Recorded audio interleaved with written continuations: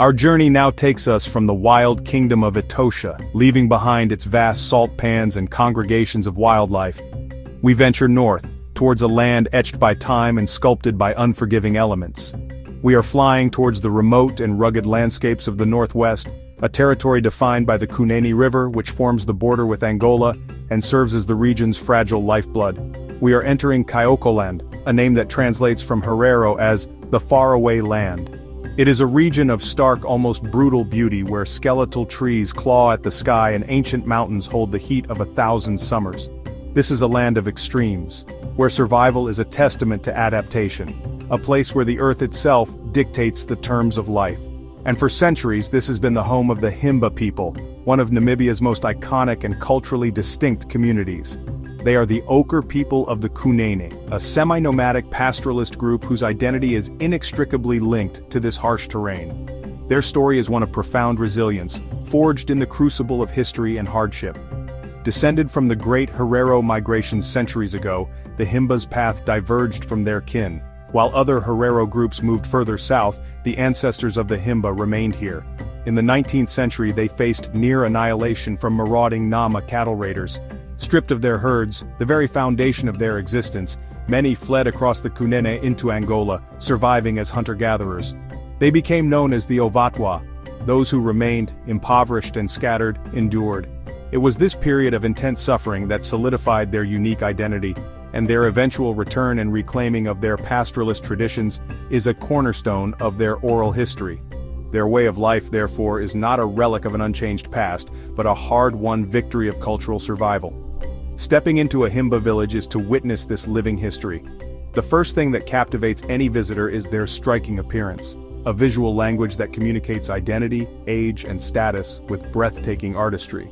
The women are renowned for covering their skin and hair with a unique paste called otjizi. This is a mixture of butterfat, the fragrant resin of the omuzumba shrub, and finely ground red ochre stone. The daily application of otjize is a deeply personal ritual. It gives their skin its distinctive reddish tint, a hue that is considered a sign of supreme beauty, symbolizing the rich red of the earth and the life-giving essence of blood. But its purpose is twofold. While it is an aesthetic choice, it also serves a practical function, protecting their skin from the fierce desert sun and the bites of insects. It is a beautiful fusion of symbolism and survival. Their elaborate hairstyles are a complex social grammar, signifying their age and status within the community. A young girl will wear two simple braids, plaited forward. Upon reaching puberty, her hair is woven into many thick, ochre-covered dreadlocks that fall over her face, signaling that she is not yet ready for marriage. Once she marries, she receives the arembe, a distinctive headdress made of cured goatskin, worn with pride for the rest of her life. Her dreadlocks are now tied back, revealing her face to the world. The men's hair tells its own story. A young boy has his head shaved except for a small tuft. Upon marriage, he weaves his hair into a single braid, which he then covers with a turban, or which he will never remove in public. Each detail tells a story, a visual language of tradition and identity, worn for all to see. Life in a Himba village is structured around a sacred geometry. The huts are built in a circle surrounding the central livestock enclosure, and at the heart of it all, between the chief's hut and the kraal, is the most sacred space, the okuruo, the holy fire. This fire is kept smoldering day and night, a perpetual flame passed down through generations.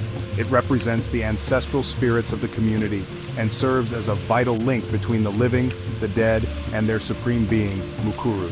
The village headman, the keeper of this sacred flame, communicates with the ancestors here.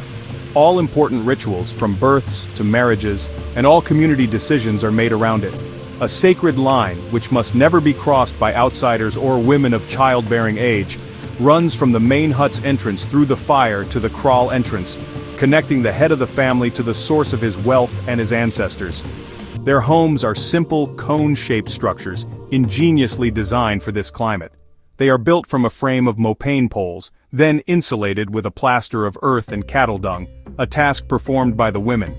This minimalist lifestyle reflects their deep connection to the earth, and their belief that one should only take what is necessary from nature. The division of labor is clear. The women are the anchors of the village. Their day begins before sunrise with the milking of the cows and goats. They are responsible for the most arduous tasks. fetching water, often from sources miles away, foraging for food, plastering the homes, crafting jewelry, and raising the children. They are the steadfast heart of the community. The Himba's wealth, their culture, and their spirituality are measured not in money, but in cattle. These animals are central to their existence, a living currency that provides milk, meat, hides, and social standing. The relationship is not merely economic, it is deeply spiritual. Cattle are the medium through which they communicate with their ancestors, sacrificed at funerals and other important ceremonies. The daily rhythm of life is dictated by the needs of their herds. The men and boys are the herders.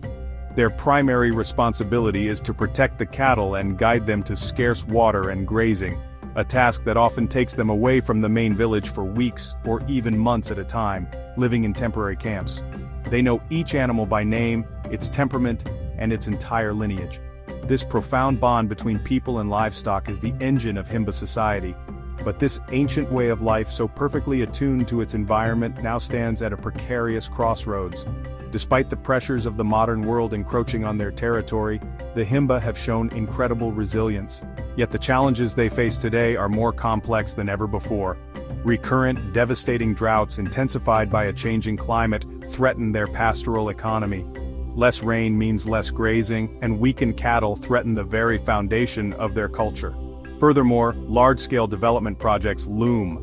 The proposed hydroelectric dam at Orakawe on the Kunene River, while promising power to the nation, would flood vast tracts of their ancestral lands, submerging sacred burial sites and vital grazing pastures, displacing thousands and irrevocably altering the river that has sustained them for generations.